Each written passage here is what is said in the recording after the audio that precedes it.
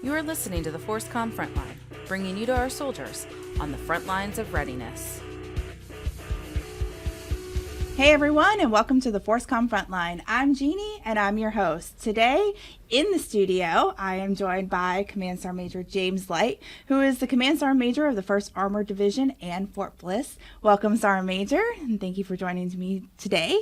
And then online, we have two very special guests, some really awesome tank commanders, I hear that they are. We have 1st Sergeant Kevin Greene from 1st Battalion, 67th Armored Regiment, and Sergeant First Class Glenn Sanchez from 2nd Battalion, 37th Armored Regiment. So thank you guys for joining me today. I appreciate you having all of you on.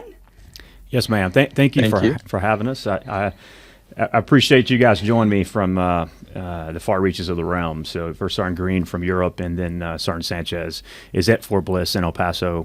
But what a great opportunity for us to come here and talk to you and discuss armor lethality, and how we're growing as a branch, and to share that with the rest of the Army. Absolutely. I'm really excited because I know that we have already talked to another armor organization, so it's gonna be different. It's gonna be good to get a different perspective on this one. So I'm just gonna jump right in and start with the questions. You guys ready?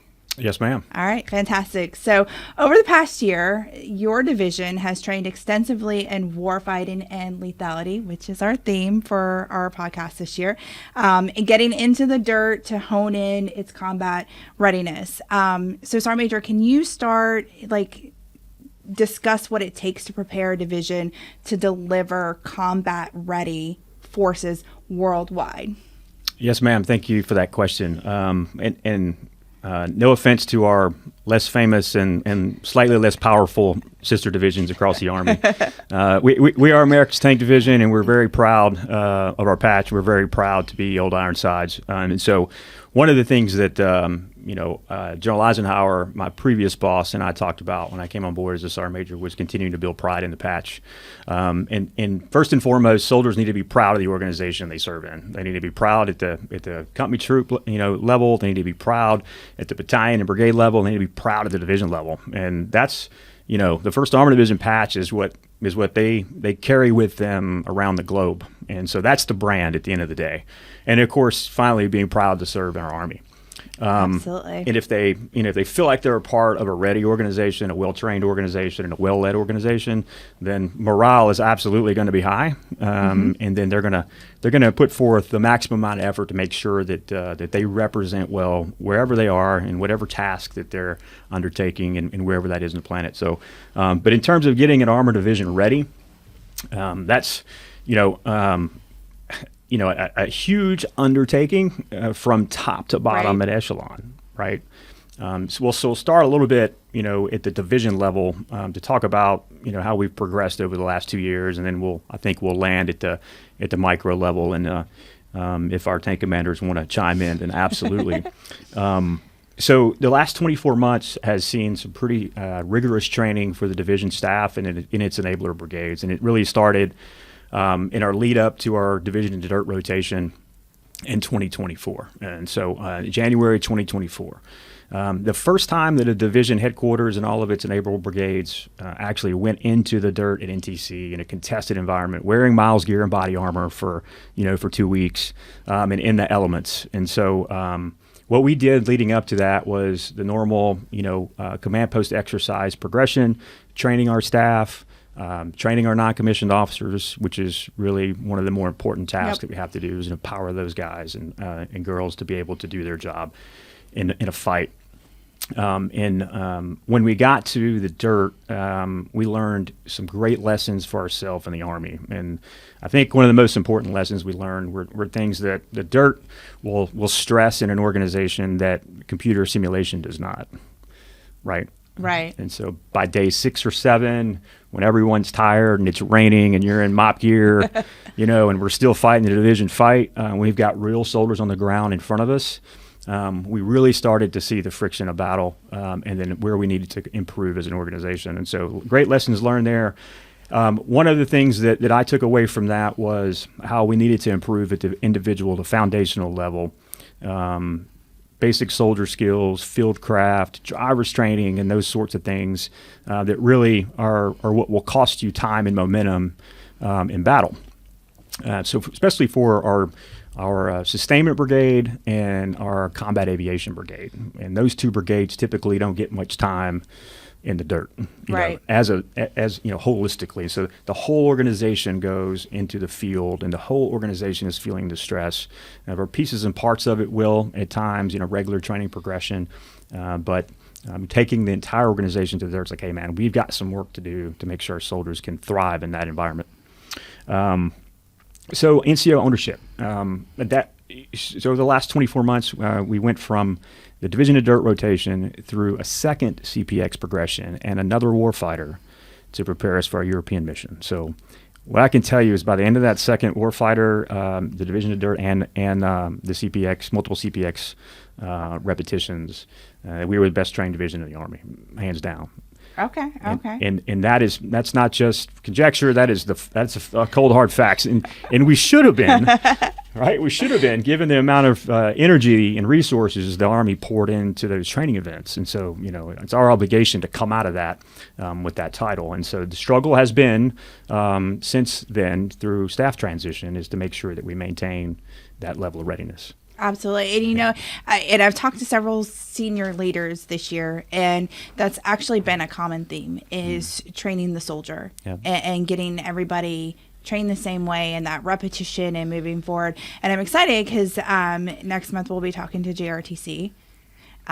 General Coral, and so we'll find out how JRTC is going. But then later in the year, I'm also going to talk to NTC, so General Anderson, Brigadier General Anderson, not to be confused with Lieutenant General Anderson from 18th Airborne Corps. Right. So we'll get their perspectives from their side of it. So it's nice to get, as the units are going through Division in the Dirt and JRTC rotations and warfighter exercises and things like that, to get your perspective on how important that is to developing the soldiers and that unit cohesiveness. That's been kind of the word that I've heard this year is cohesiveness. Yes ma'am.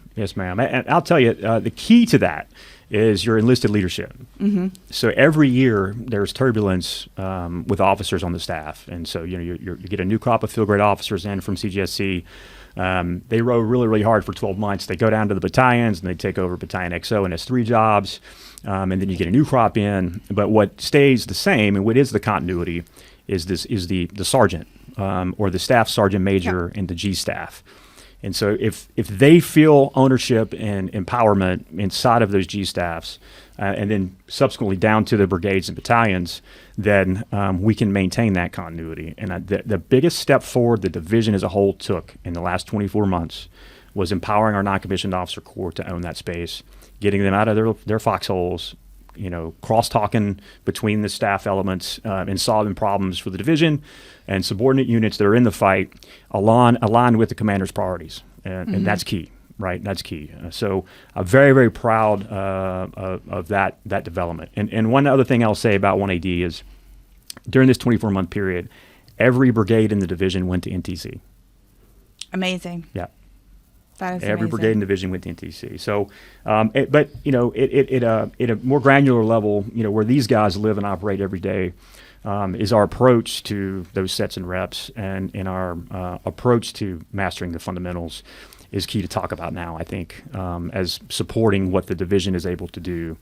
And so our approach to that is, number one is good commander's guidance at the division level is where it starts, and to tell the subordinate brigades how we want to achieve that. Writing guidance in our commander's readiness guidance that says you will do leaders training time, right? You will focus on the standard that you're trying to achieve in a training event, and not worrying about doing things, but worrying about doing things to an excellence level, to a mastery level. And I think that's where we can start to talk about, what these guys were able to accomplish in their teams as we've competed around the globe in competitions against foreign armies and against other U.S. units. So speaking of our other 2 special guests, First Sergeant Kevin Greene was 1AD tank commanders whose crew took first place and the USARAF International Tank Challenge. That is a mouthful. That's all I'm going to say. And Sergeant First Class Glenn Sanchez, whose crew earned second in the Coral Balmoral tank. What are y'all doing to me? Coral Balmoral tank competition in Australia, which, hello, Australia. That must have been a cool, TDY assignment right there. So you guys are highly decorated in these tongue twister challenges here. So what does it take to achieve the victory in these competitions, and how do those same skills and strategies transfer to defeating U.S. adversaries on the battlefield? And I'm going to go to First Sergeant Sanchez to lead us off with the answer to this question, because I'm excited. Yeah, so it takes the ability to rinse and repeat, being consistent and accurate through a long duration. And it boils down to a combination of who wants it the most and who can execute tasks under extreme mental and physical stress. And I saw that going through the revolutions of the competition at a high tempo, something that directly translates to our training concepts now as we focus more towards a large-scale combat operation war. And when our crews can operate under those conditions, because they've seen it before during training, it makes us that much more lethal and survivable in real conflict. Absolutely. So let me ask you, tell me a little bit about the tank challenge. What is involved in that? What do you do? Because for everybody listening, they're a tank challenge. What are we doing? Just going around and riding tanks around and that's fun. What goes into that kind of challenge? So before you answer that, I'm gonna give you a little lead in here. The Australian challenge was more like the best ranger competition than a tank competition. So it was, so I'll let him dive into the details on it, but the preparation for it was a little bit different, and it was wow, it was quite the experience. It certainly was different. About the only thing that I would say that we knew was we could have guessed was going to happen was the gunnery, the tank gunnery. But the physical aspect was completely different. I had to learn how to swim within 3 months.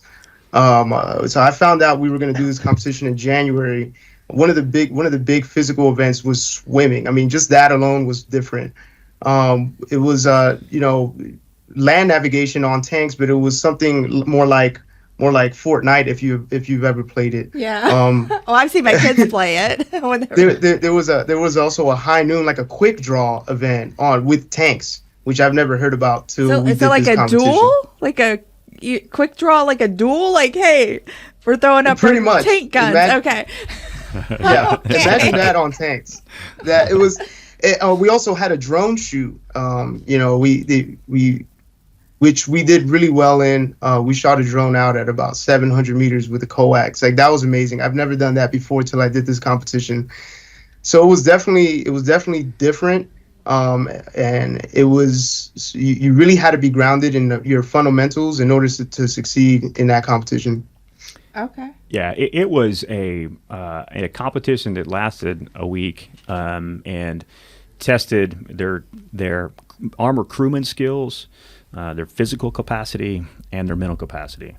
And again, over time, where the competition had the opportunity to kind of wear down the competitors, and the more fatigue that a crew has, the more likely they are to make a mistake, or injuries, those sorts of things. And so their ability to stay dialed in over the course of that week was really, really impressive. And so what he hasn't told you yet is there were 2 other American crews. We'll leave their units out of this.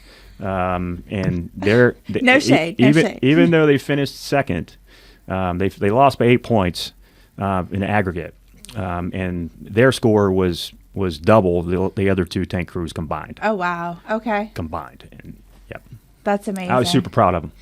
I'd be super proud too. You're like a proud papa over there. I love it. I love it. Thank you.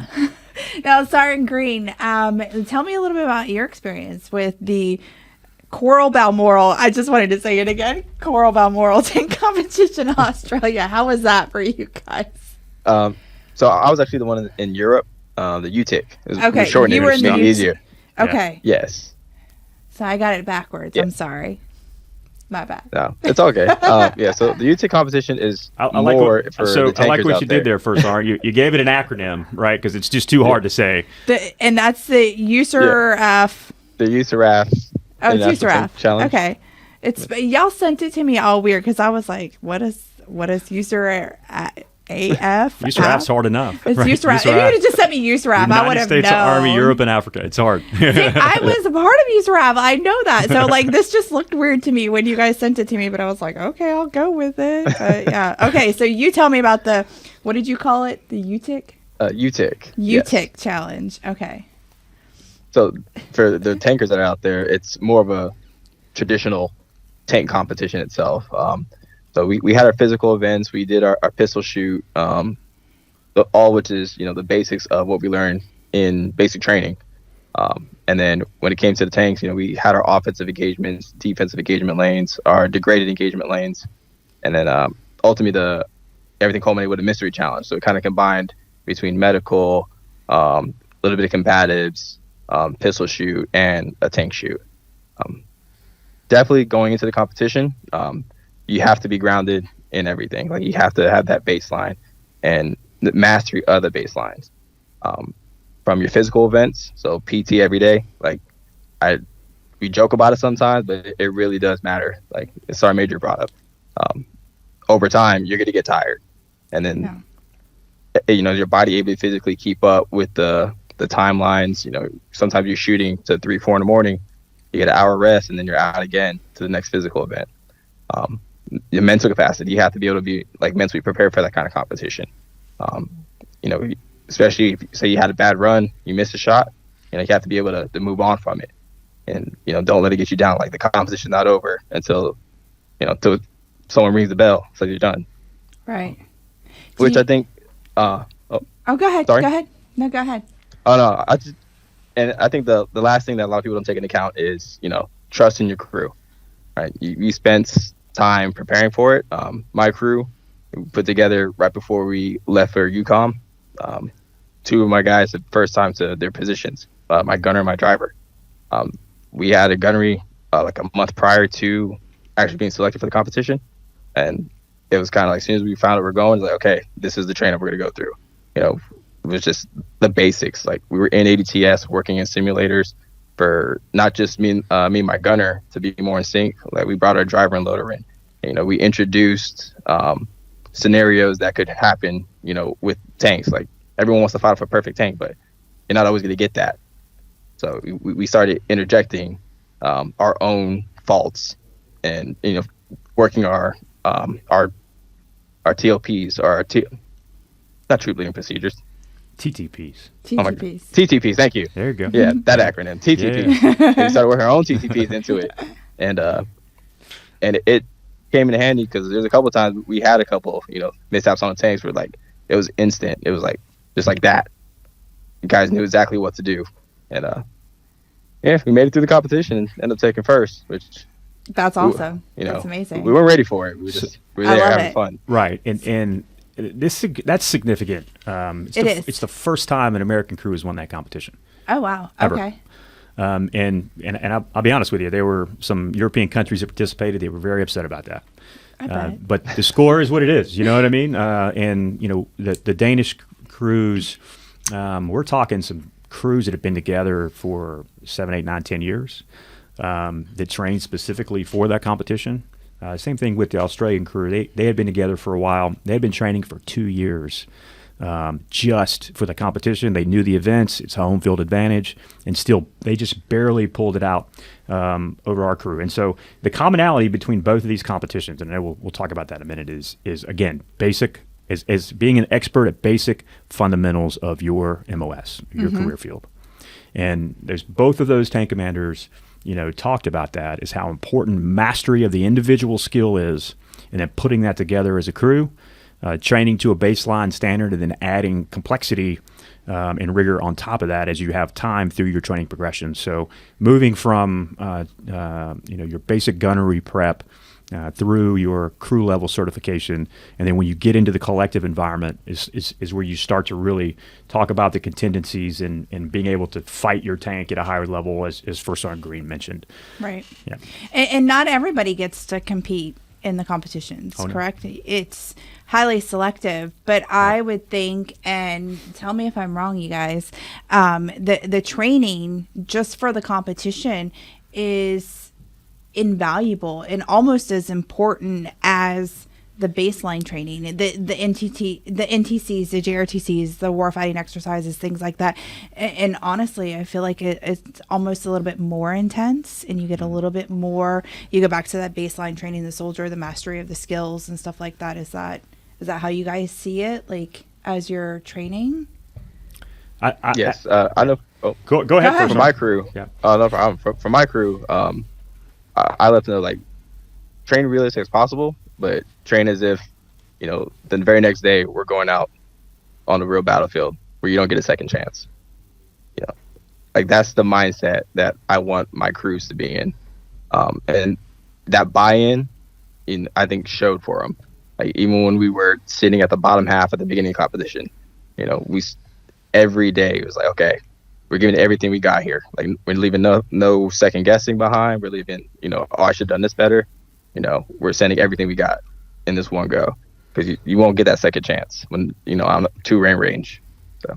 Absolutely. And we talk about, I know you said the NCOs are the backbone of the Army. That's one of Sergeant Major Holland's sentiments, and he says that a lot. But we also talk about how soldiers are the core of the Army, not just the NCOs, but also the officers as well.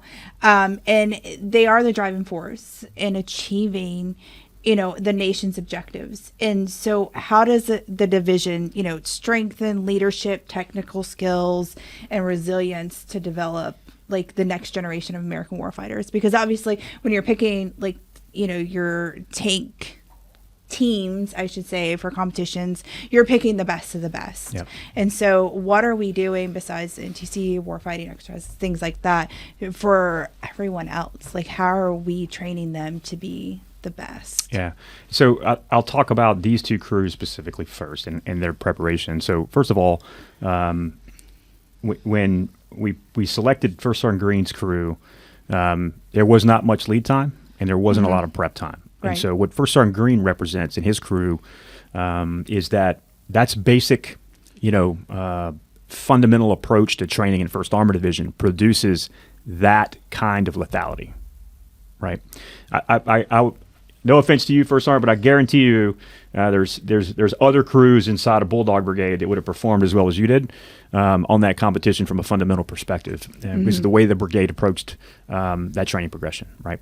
And for Sergeant Sanchez, we realized that was a more rigorous competition, and so we put more energy and emphasis into his preparation of his crew to make sure that they had a fighting chance on the things that were unexpected or they did not have an opportunity to train for. And so you have to give the crew a shot, and so we did that. But again, between both these competitions, we were able to take some things away from that, how we train as an Army, as an Armor Corps. These guys are a little bit better than us at this thing. Where is it that we address that thing during our gunnery training, and how can we make that more efficient and effective so we can be better killers on the battlefield, right? At the end of the day, that's what tanks are for: light things on fire and shoot things, right? And so we're good for nothing else. We cost a lot of money, and when you need us, and when you don't, people are like, I don't know if we need all these tanks. No, you need them, but we've got to be able to deliver when they call us. So that's it. You talked about officers and NCOs. So what officers need to think about when they think about their NCO Corps is are the basic standards. It's a discipline about organization, not necessarily an afterthought, but it's something I have to think about daily. If the officer has to think about that daily, then I would have that officer look at their non-commissioned officers and challenge them to do a little bit better, right? And I hope that my commander, when he thinks of standards and discipline, he's like, I'm not necessarily worried about that today, because I know my NCOs, my sergeant major, my sergeant major, my first sergeants, my platoon sergeants across the division have that, right? We're good there. And so I can focus on fighting my formation, and I can be a phase line or two out, so I can think, and I'm not stuck in a close fight, right? Right. With the NCO Shadone, at the point of, or at the tip of every friction point across the forward line of troops in any battle space, there's a non-commissioned officer that's dealing with that point of friction and should be empowered to make a decision and solve it on the spot, right? And if we do that, there's nobody that can beat us. Right. We're solid in our fundamentals, our basic soldier skills. We're good at the team level. We have sergeants that feel empowered to make decisions and own their space that they're in. Then nobody can beat us. Awesome. And, one thing I was just kind of thinking about too is because you have units that have been deployed to the European theater as well as fighting the fight in the Pacific, and now you have these two awesome tank commanders who have competed in competitions in Europe and Australia. How does that interoperability of working with other, foreign agencies, that collaboration, that training, like what did you learn that you can bring back to help strengthen, not only our training techniques, but the collaboration, that interoperability between working with not only each other, but with foreign units as well. And I kind of, First Sergeant Greene, would you like to give me your perspective on that? Oh, yes, ma'am. Definitely for, being in Fort Bliss, we have guys who are used to fighting a desert fight. You have the National Training Center. It's a desert fight. Coming to UCOM is a shock for a lot of the soldiers whose first duty station is Fort Bliss. Sergeant Sanchez had the opportunity, to be stationed at Riley and Stewart together. So the environment wasn't too new to us fighting what I like to call a close fight or a knife fight. Instead of standoff at 3,000 to 4,000 meters, now you're doing engagement between 500 to 1,000 meters. And that can get uncomfortable for a lot of new tank commanders and new crews, gunners who aren't used to that. And that also goes with training with the international or the foreign units, right? They gave us some ideas. Like I saw things that the Danish did that I would never thought about trying before. The way they went about fighting, not even just preparation as a crew, but we would have conversations on the side, how they use their tanks in this kind of environment. So for us, it was like learning how to camouflage our tanks better. Desert, it's you have some bushes, some brush you got hide behind, right? You try to blend into that, but we're coming into an environment where there's greenery, straight lines, huge difference out here, and hiding that. So it was something that we took, my crew specifically, we took on, and as we went to a CBR rotation, so JMRC rotation here in Europe, we learned to camouflage our tank better, because now it's a more complex fight that we're not used to doing. And I think from the lowest level possible, the soldiers who decide to stay in, which I hope they stay in, when they replace me so I can retire and Sergeant Major can retire, they take those lessons learned, pass it to the next generation, and just keep it going, keep passing that knowledge down. Okay. All right. Now, Sergeant Sanchez, you are currently in the European theater, correct? First Sergeant Greene is in Europe right now. Okay, so I'm getting you to flip flop. Now, have you been to the European theater, Sergeant Sanchez, to do training? I have not actually. You have not? No, I have not. No. Are you going to have an opportunity to do that? Probably. I think next. Yeah. Soon next year, I believe. Year? Okay. I was just curious. Yes, you will. So, and you were the one who went to Australia. So, was there anything that you learned, being in Australia and being around, foreign units that you learned that you can bring back to Fort Bliss? Yeah, certainly. So, going to Australia for this competition was the first time that I was able to train with my platform for this long with another country.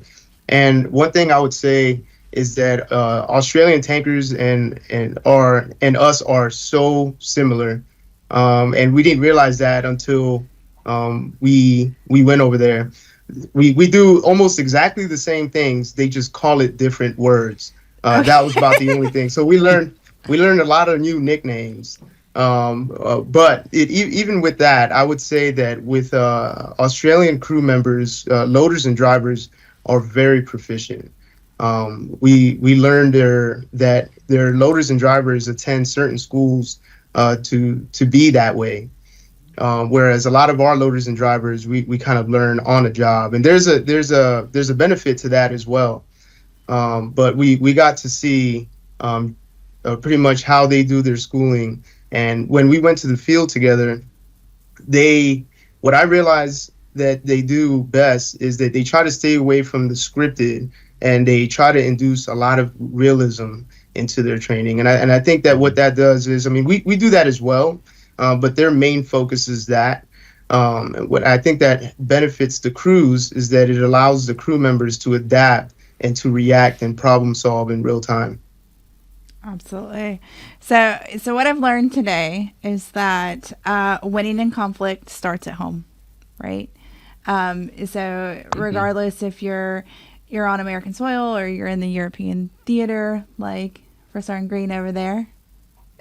Yes, ma'am. Or if you're competing in Australia or you're at Fort Bliss or whatnot, we have to support our soldiers and get them on those baseline proficiencies. So I've learned a lot. I hope our audience has learned a lot about what you guys do in the tank world, because I'm not a tank person. My husband is retired infantry. I know nothing about tanks. However, my old boss, a shout out to Gary Dangerfield out there at JBLM, Garrison PAO, he was a tanker, and he would always say tanks are the best. So, yeah, I love him.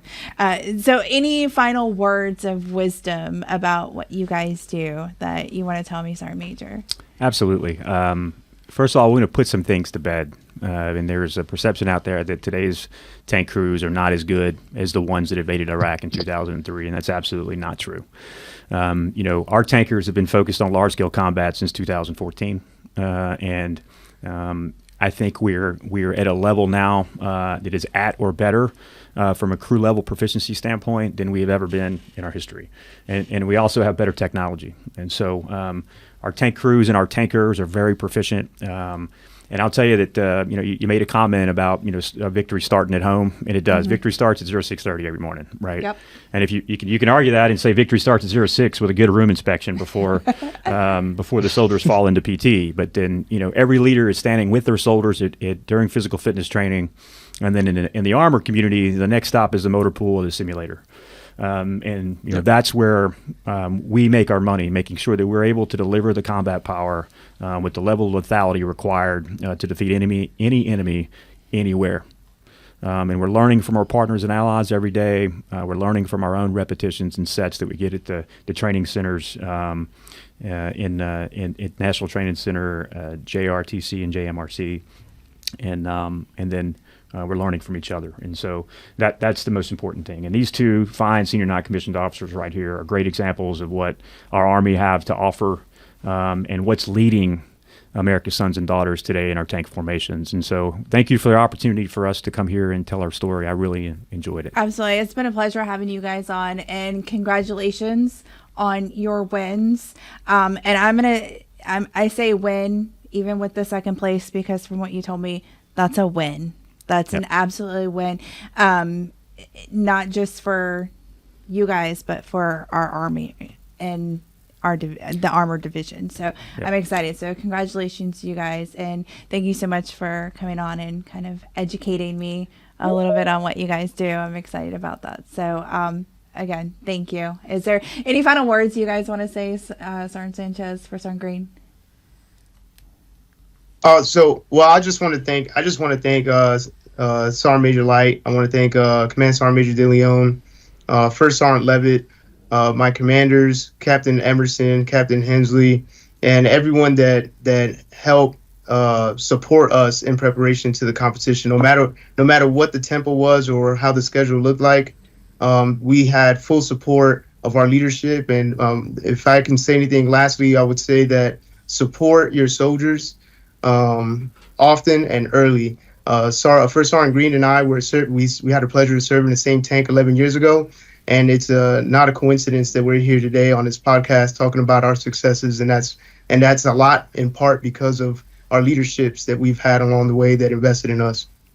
Absolutely. First Sergeant Greene? Oh, yes. Thank you, Dealer Nation and Raider Brigade, for all the support.